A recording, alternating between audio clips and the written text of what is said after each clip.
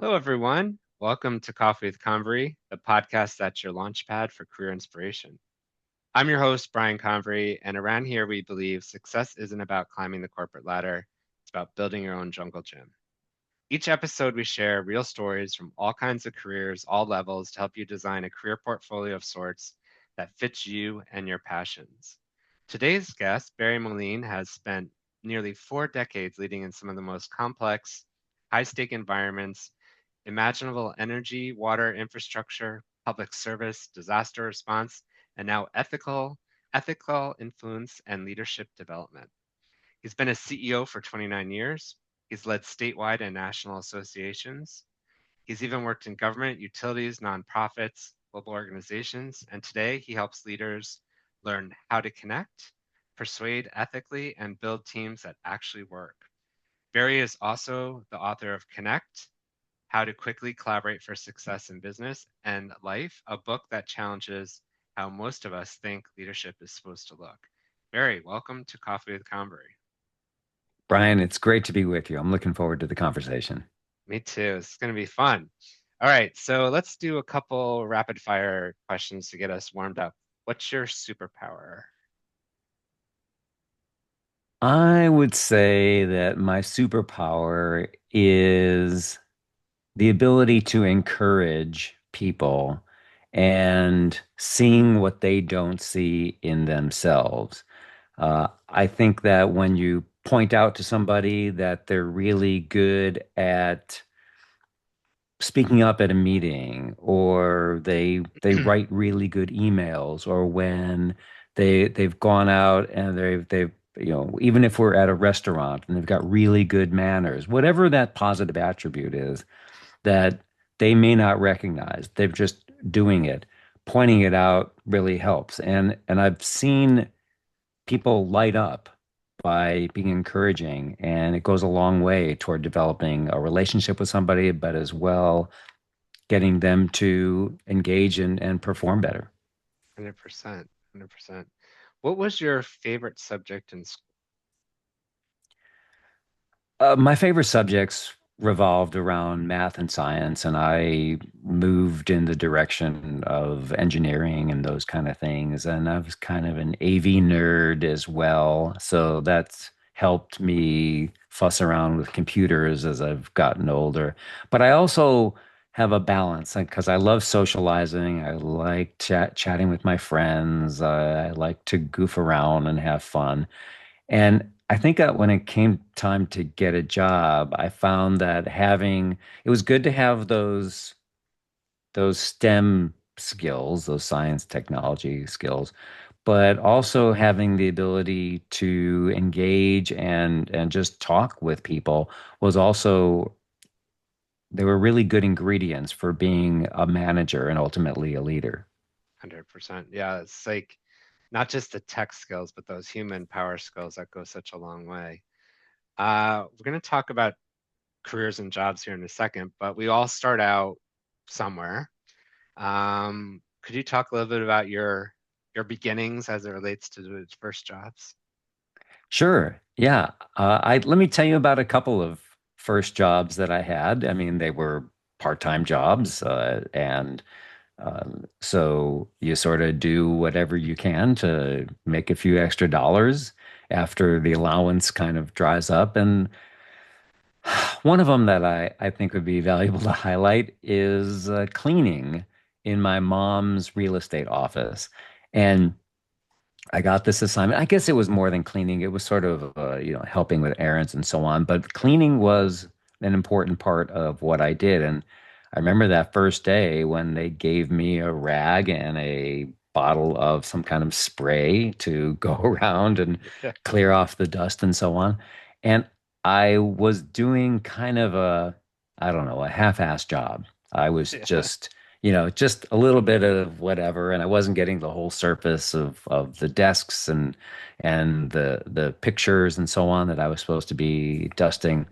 And the CEO of the company, who I had not been interacting with, saw what I was doing, and he came over to me, and to the shock of everyone in this real estate office, he said, "Barry, let me show you how to do this job."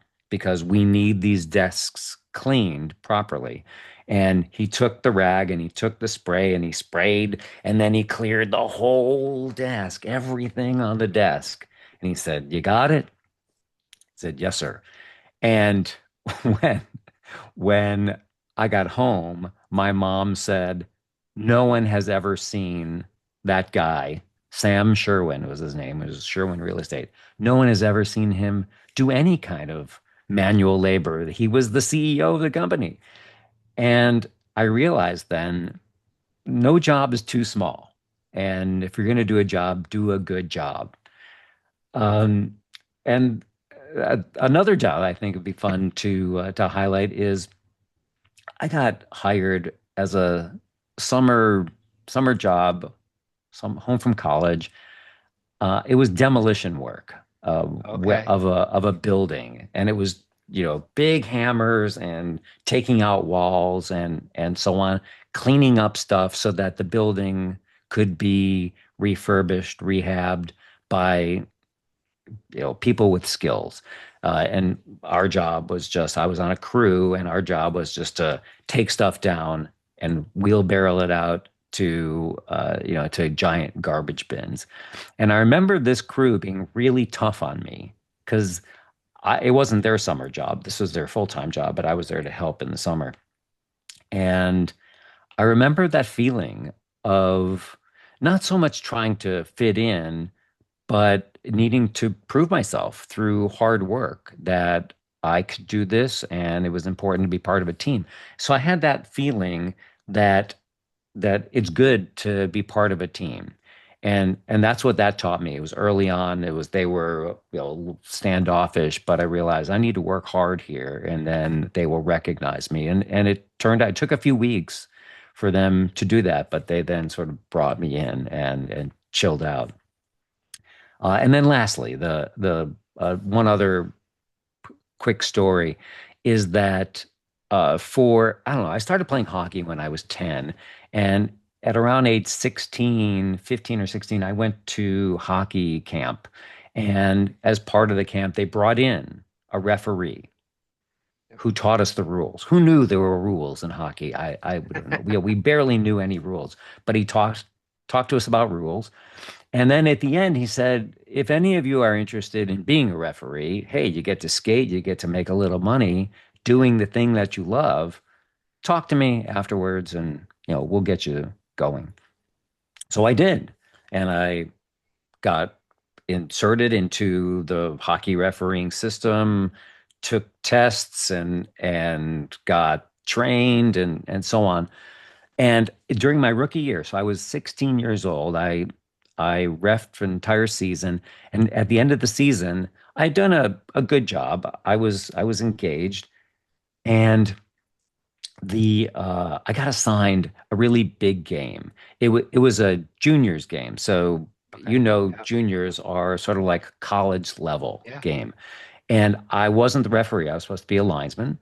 And that was all good because I didn't feel like I had I don't know, the level of responsibility to be the referee. And so Mhm. everything was fine. I showed up at the rink and there were two other guys that were at my level and they were assigned to be the linesman. And I said, "Well, which one of you is a referee?" And they said, "Oh, not me." Like, well, there's three of us, and at the time it was a three-man system, not a four-man system like we see Gotcha. today in the NHL. And I said, "Well, dang. Well, then if when the referee comes, I guess I'll just, hang out because they were already getting dressed." And referee never came. So I started to get dressed, and a few minutes before the game, the head scorekeeper came in to our locker room and said, "Which one of you is the referee?" And the other two guys looked at me and they were like, "Not me." And I said, "I am." And he said, "Good. Well, let me tell you about this game. They're the top two teams. You got to call it a tight game. It's going to be tough. And, good luck." So he left the room and they were like, thank you for doing this." And I was like, "Oh my God, what did I just agree to do? I don't even know what I volunteered for." Yeah. But I put on the orange armbands and went out. and You got stepped up. everybody going in the game. And about 2 minutes into the game, there was a face-off in one of the end zones, and the linesman was dropping the puck. I was off to the side watching to make sure it was fair. And somebody, just as he dropped the puck, somebody skated in early to the faceoff circle, took the puck and started racing down the ice with a breakaway. And I blew the whistle. And there were like 2,000 people in this stadium, and they were all very excited that half of them were delighted that I blew the whistle to stop a player who was going to get a breakaway. And the other half were screaming like, "You, I will." And I yelled, "Number 8 was in the circle too early. Redo the face-off. And 8, if you do that again, you're out." You're out. And I didn't even know. I was like on autopilot. And I went back to my position and I thought, God, I hope nobody, hates me. I hope they don't realize I'm just 16 years old. I had all these thoughts in my head. And then the puck dropped and boom, we were off again. In this game, there was one penalty for tripping. It was a really close game, really tight. And afterwards, people in the refereeing community heard what happened. It was a mistake that the three of us got assigned the game without an official referee. But because I stepped up, I got assigned more and more high level games. Yeah. And after 2 years of doing that, I got invited to NHL referee training camp. And I mean, that's a nice way of putting it. It's really NHL and minor league training camp. And I became a minor league official for 3 years. So Amazing. I did a few NHL games. I did about 5 NHL games in the process in my third year, but nevertheless, I chose that not to do that as a career. But I think the lesson there was when when there's a situation that that requires somebody to step in, volunteer and do the best you can. What a great lesson. Such a great lesson. You stepped up. Yeah.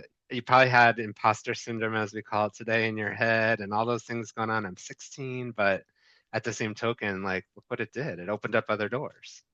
Right. That's amazing. I Absolutely. love that story. I love that story, especially for the Canadian audience on listen to this podcast. I'm sure they'll be looking up your name too from the past. Awesome. Um, can you describe yourself in one word? I would say persistent. Persistent. I think that in the world of work, what I've realized is that we brainstorm, we come up with ideas, and not all of our wonderful ideas are ripe to be implemented at that moment. And I think we have to be persistent to be able to find the right time to return to those good ideas in the future. Some we can do now, but some we have to put on the back burner and implement at the right time, whatever it might be. If you know you want to go somewhere, you know you want to move in a certain direction, accomplish a goal, it takes persistence to take all those steps to get it done. And that's sort of been a strategy of mine for my career. Makes sense. Yeah, absolutely. Persistence is a strong suit to have, and you need it. So let's take us back a little bit before the CEO titles, public utilities associations. Take us back to your early career, and what did young Barry think success looked like? Maybe after the ice rink, and how did you evolve when you were there inside the system? Well, I was a professional referee for 3 years, and then I went to college. So I Okay. just went along that route. And I was um, I was being interviewed for a management consulting job. It was in Washington, D.C., and it was in the energy industry, and I that was where I focused some of my education. And I remember after a full day of interviews and then going out for dinner with my friend, and they had gone pretty well. I asked him kind of a weird, what I thought was maybe rookie question. I said, "Is it hard?" Like it was a like an assignment for a class. Is this a hard assignment? Is working here hard? Because they were doing things that I wasn't completely familiar with, but nevertheless, they their job was to train you up and get you familiar with their models that they were using and their analysis and so on. Um, and I saw a world of tasks, things that I would get assigned to do and focus on. And he said, it's not hard. It's it's stuff that we did in graduate school, and you get a lot of help. There's a lot of teamwork involved and so on. And as I evolved in the world of work, I began to see, a broader view, things that needed to get done, and then I could connect more dots. And I think that the difference there is we focus on the tasks originally, but simultaneously, it's really good to also look at what's the direction our company's going? What's the direction of this project?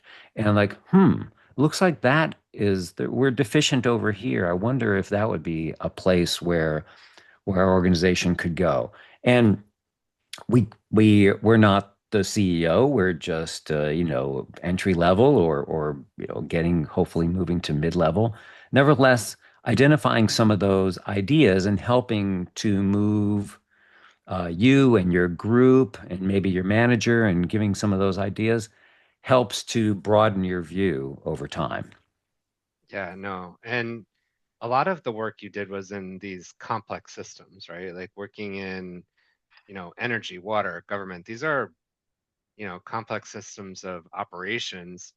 How did leading in those high pressure, mission critical environments teach you about decision making, how to work with teams, and then really trust? In Florida, I worked in Florida as the executive director of the Florida Municipal Electric Association, which was a group of electric utilities. Okay. Florida gets a lot of hurricanes. I was also the hurricane manager for the state. So when you see on the Weather Channel trucks from all over the country all driving into Florida after a hurricane to help restore power, I was the one that put them on the road. So I was in charge of that disaster Wow. preparedness. And that's all done working with a team of folks, but literally making calls, developing relationships beforehand, knowing how many line workers are needed and types of trucks and so on. But nevertheless, there's a lot that goes on right after a hurricane because you want to restore power as quickly as possible, and there's just a lot of balls in the air, and you can't drop them. So what I learned was it was important to create a team that had responsibility for different areas. And then to practice with that team, to sit down and talk. What do we need to do to get trucks on the road? What do we need to do to get them housing? What do we need to do to get them food? And people would be in charge of different elements of that. And we would practice. We would talk about, well, what do we do if that's going to happen in this community? And we would figure out and brainstorm on that. And then we'd say, what's going to happen if we do it in this community and the hurricane's worse? So we would practice because in an emergency, you don't have time to think about, well, let me brainstorm here. Let me try to find, Yeah. something when you don't have any internet because there's no power anymore, right? You have to know who to contact at that moment. So you don't have time to work with your team to do it twice. You got to do it right once. And the way to do that is to bring people together, identify responsibilities, and practice in advance, and then trust your team when they get those assignments to get the work done. And you also have to make quick decisions to quickly convince colleagues that what you need is really important and you need to get this done right away. So, for example, one of the things that we had to do was reach out to utilities and get them to report to us their how many customers were without power at that moment. And they that would be done in the morning and the evening. Why was that important? Because they would say, "Oh, I've got to stop and figure out how many customers are without power." And there's relatively easy ways to do it, but still they had to stop and do it. And the reason why they had to do it was because, the governor wanted to know. Oh, that's really important. The governor needed to know because he needs to communicate with the rest Right. of the state. And you know who else needed to know? The president needed to know because that information was going literally to the White House. And people thought, oh, this is just telling Barry this information. It's like, no, it's a bigger issue, and that's why it's really important to convince people, to help them understand the where their task fits into the bigger picture, and then they understand and they go, okay, now I understand this is important. Yeah, that's such an important step to take because, to your point, these people don't realize that it wasn't just you looking for the information, it was you looking for information for a bigger purpose, right? And understanding. So Absolutely. I think too, like that's one of the things I want to chat about is like being in leadership and leading, teams of people or whatever companies or what have you that you've done. You've said as well, like leadership can sometimes be lonely, and you've lived that reality for decades. Being at the top and trying to lead all these people. But what's something you've learned from that that you think would be helpful for the leaders of today as they're getting ready to do these types of things? What's something you've learned from that experience that might help them through that, whether it's periods of loneliness or taking charge and leading people in the right direction? Yeah. That's a good question. Early on in my CEO journey, I became a CEO at age 39, and I thought leadership was just me barking orders, sort of like a football coach doing a speech before a game, something like that. The kickers are going to kick and the blockers are going to block and the quarterback's going to throw and let's go out and just do it. Command and control. And what I learned was the reverse is actually true, that leaders have to collaborate and to be successful. And I said earlier, we keep a lot of balls in the air, a lot of projects in the air, and we're working with a lot of complex dimensions in the world of work.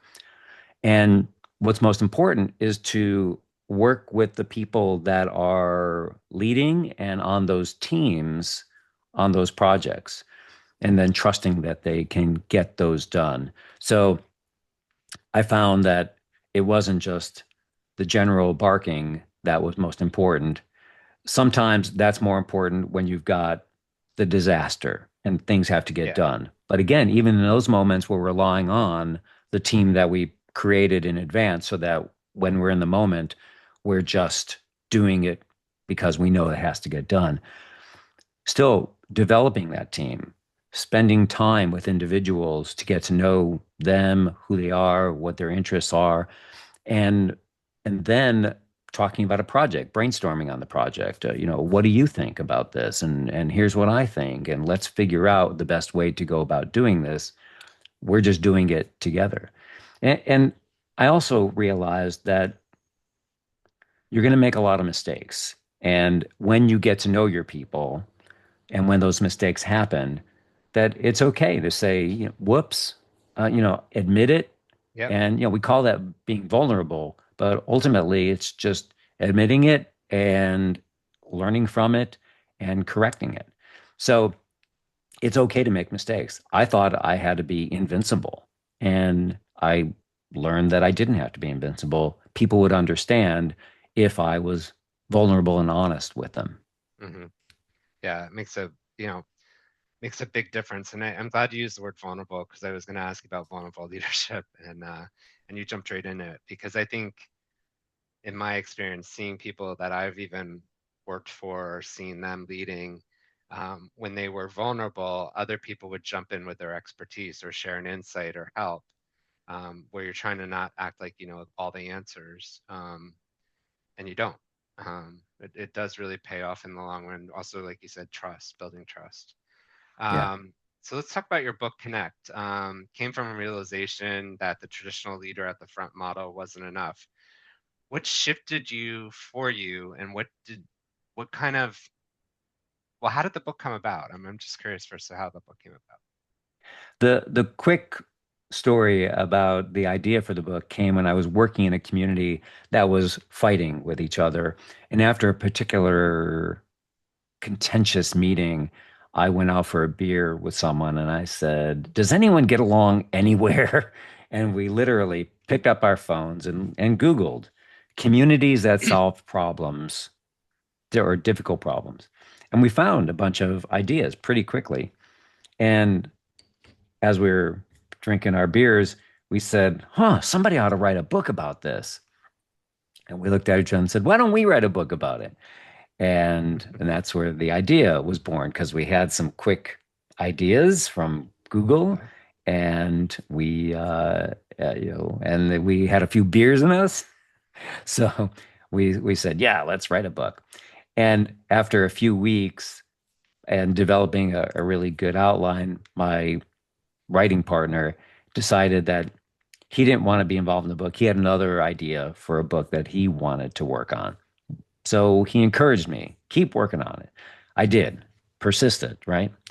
Yeah. I worked on it for a few years, interviewed a lot of people, and what I thought was as a leader, as a facilitator, as a manager, it's really important for me to bring people together. I know I can do that. I can bring people together. That's a superpower that I have. And what I learned from all the case studies in the book, interviewing a lot of people from different places from all around the country in completely different environments, was that in every single case, they solved the problem not because a facilitator made them do it. It's because they spent time getting to know each other. And when people got to know each other, they wanted to do a good job for each other. Hmm. And when they wanted to do a good job for each other, then they looked at the mission that was in front of them. And they said, "Oh, we can do that. And I like these people. And, let's get this done." So the leader, the manager, the facilitator became less important. And it was more important for those people to get to know each other. So now, how do we apply that in the real world? There is a role for the manager, and that is before you have a staff meeting, it's do an icebreaker.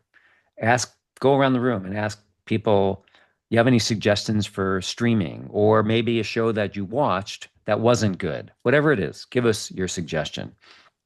Or let's go around and everybody share their strangest job or talk about the best part of your weekend, something like that. The goal is not to have a lengthy conversation about those things. It's just to say it. People go, oh, so you like Stranger Things, or you didn't like Stranger Things. And maybe at a break later or after the meeting's over, you stop by somebody's office and you say, tell me about that show. I like that kind of genre, or whatever. Or why didn't you like that? What was up with that? And you just have a deeper conversation. You get to know somebody. And then when you've got to do a project with them, you know them a little bit better and you're okay to spend time with them. So that was the key to what I learned from writing a book about teamwork. Yeah, and what you're saying there too is it's humanizing the environment and humanizing the situation with the people so that they, for lack of a better word, can be human. Right? It's Exactly. it's um it's amazing how little like things like that can really change the entire feeling, the vibe, everything that's going on with the individual. So yeah, Yeah, people need but to keep teamwork that is that in mind. intentional. So Absolutely. that's part of that point is that it doesn't just happen organically. If you think about a any sports team, a bunch of people together, they know the game. They know that it's baseball or basketball or hockey. If they spend time together, then they want to pass the ball to Yeah. that person because that person's going to score and that score is going to lead to a win. And when we win, we all win. And I want to Yeah. be part of a winning team. So when we take all those steps back down to the most basic level, it's, yeah, I want to get to know the people on my team so that when we do something well, or even if we don't, we know that we tried our best. Yeah. No, 100%. I want to talk a little bit about another. uh, position you play as a certified ethical influence practitioner. And I'm thinking about a lot of our listeners right now who are influenced by influencers every day on social and other things. And I think there's a difference sometimes when we look at this, but I'm curious from your experience and your sort of, being certified in this space, what's the difference between influence and manipulation? Mm, really good question. So I'm certified from the Cialdini Institute, Okay. and Dr. Robert Cialdini wrote a seminal book, business book called Influence, and he has been a professor at Arizona State University. He's written several books on this topic, and so he has a certification program. It's not a commercial for the program. It's just that's how No, I got into it.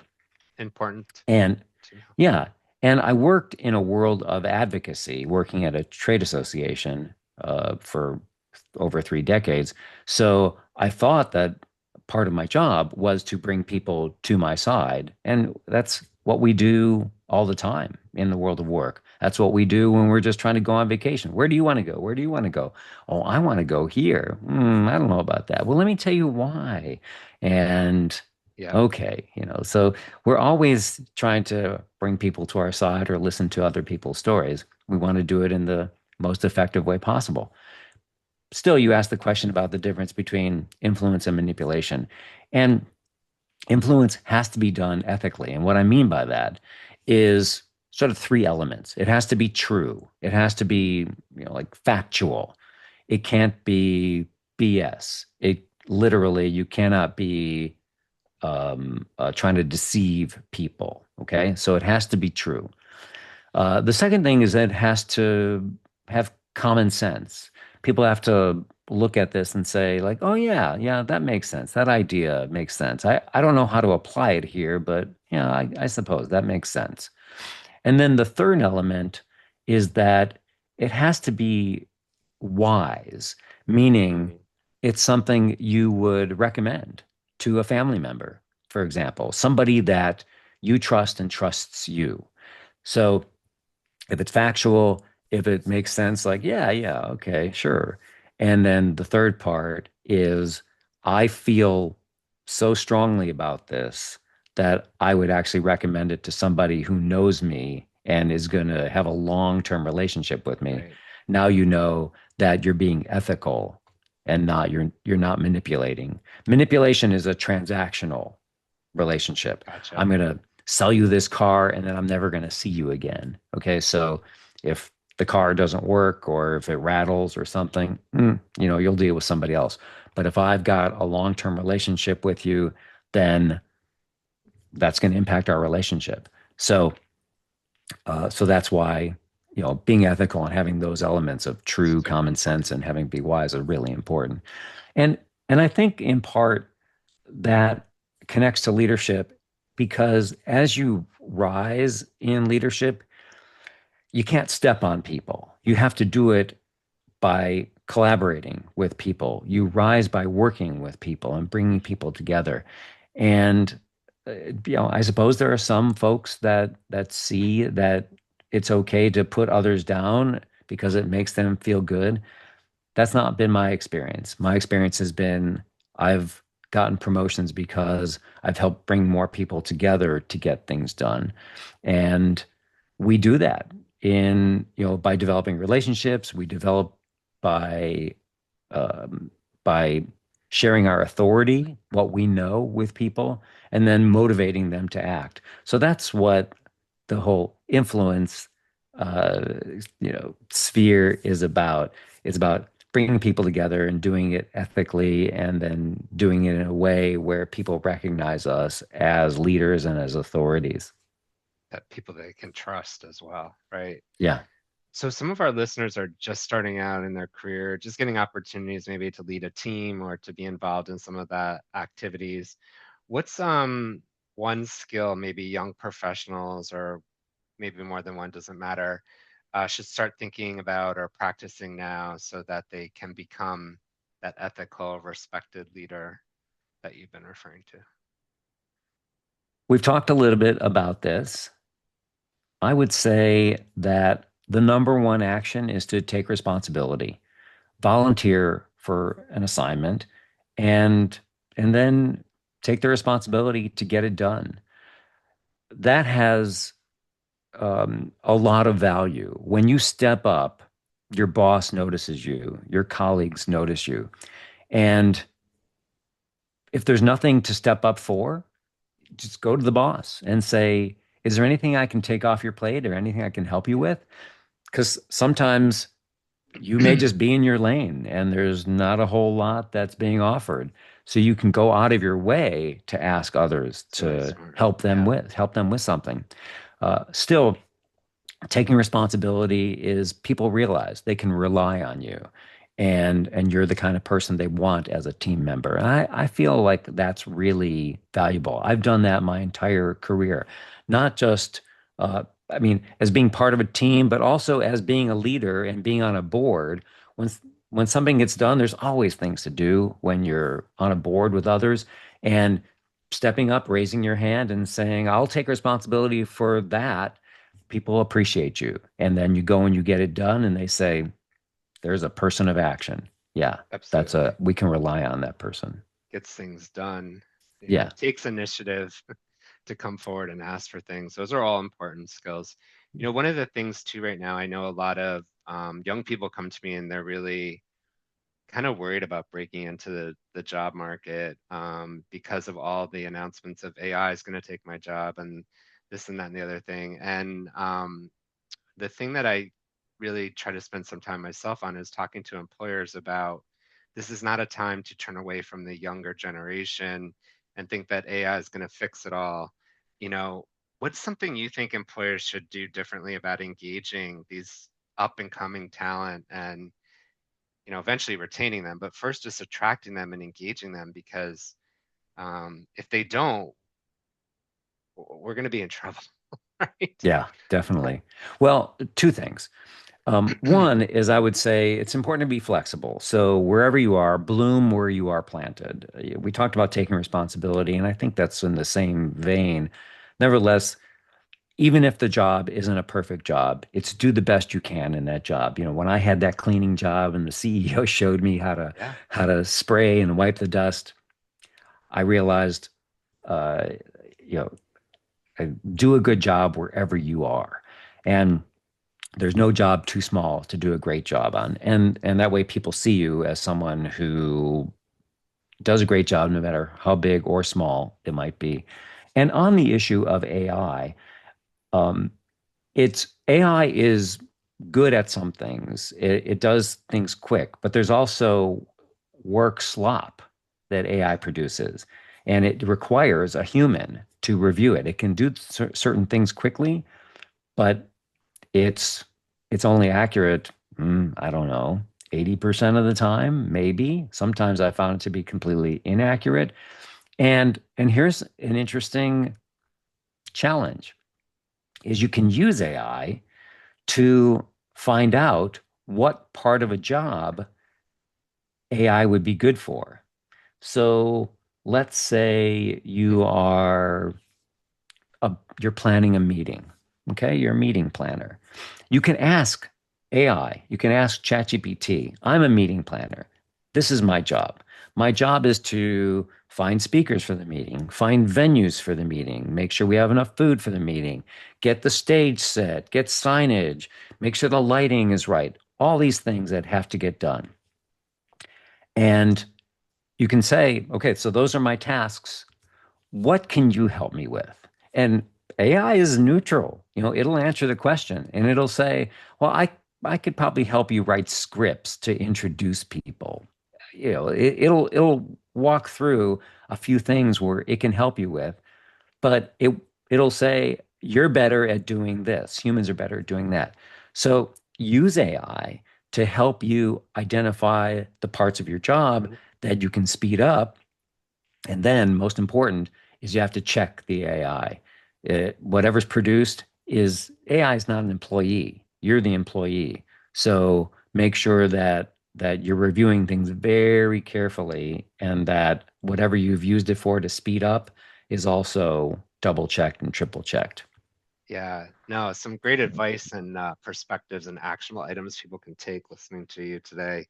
I know we're getting close to the end here already. I feel like we just got started, but if you could maybe think about a lesson or something you wanted to take away to keep with our listeners about maybe leadership, influencing, or building a meaningful career, what would that thought or perspective be? One thing I found as a manager was to ask people what they really want to do in life, whether it's a performance evaluation or just working on a project and then we finished and then getting a few minutes and say, let me ask you a question. What do you really want to do? And let people feel comfortable talking to you about that, whether it's at the company or somewhere else. Maybe it's associated with a hobby. Who knows? Be prepared for them to say, yeah, I'd really like to work in a bigger company, or I'd like to work in a small company. I'd like to start my own business, doing whatever it might be. And then brainstorm with them about how they can accomplish their goal. A lot of people have side hustles. So maybe it's something you can say, hey, here's a few ideas for getting that done. And people move around from job to job. Wouldn't it be nice to have a boss that really knew what they wanted to do or made them happy? And maybe they can do more of that at the job. So if you know somebody, um, is into photography, and you're out there hiring a photographer to cover an event or to photograph something that needs to get done in the office, well, if you've got an employee who's an expert in photography, hey, let's get you trained up here and give you some assignments that we need to get done, and we can get those done much less expensive.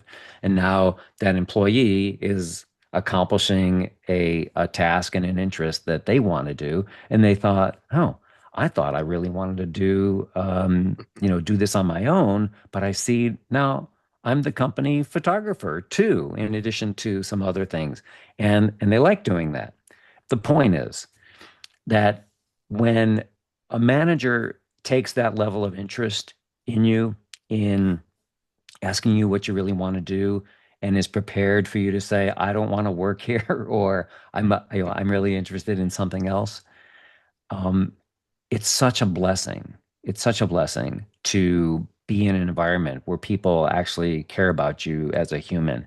So if you have that capability, I did it, and I developed a lot of trust with my staff. And you have to be prepared for somebody to say, yeah, I'd really like your job someday. And I have a colleague who became head of a utility. And he said early on in his career, when he was an entry level person, he had a meeting with the CEO. And it was a short meeting, but part of the meeting was the CEO said, what do you want to do in life? And he said, I want your job. And that CEO put that guy on a list to get him leadership training throughout his career so that he moved up in the organization. And if he didn't say that, hey, I'd like to be the CEO, he knew he wasn't going to take over that guy's job. But that CEO thought, here's somebody who's got ambition and That's I want right. to help them. So try it yourself, and uh, Some great you'd be advice. surprised at how engaging you will be with your team when you do that. It's such a it's such a great lesson in life, and thank you for sharing that because I think so often people are afraid to just really share what they're thinking. And if you Right, share that advice like that, or share that insight to say, well, I've been thinking about it, I actually want to do it, those doors can open at some point, or though at least some of the beginning of those doors will open, right? Which is so right. important. So, no, thank you. Thank you for being part of the podcast and reminding us leadership is not about control, it's about connection and mostly trust and choosing to bring people together. That's truly what leadership is about. And thank you so much for being on the podcast. It's been a pleasure hosting you, hearing your story and hearing the impact you've made over the years. And we need more berries in the world. So thank you for that. Thank you, Brian. I've really enjoyed the conversation. It's been fantastic. Awesome. So for our listeners, if you enjoyed this episode, please share it with a friend. You can subscribe to the podcast, coffeewithconvery.com. You can also follow us on Instagram, Coffee with Convery, where we share more stories, behind the scenes clips, and other interesting information. This is Coffee with Convery, where we remind you that success isn't always about climbing that corporate ladder. Sometimes it's about building your own jungle gym.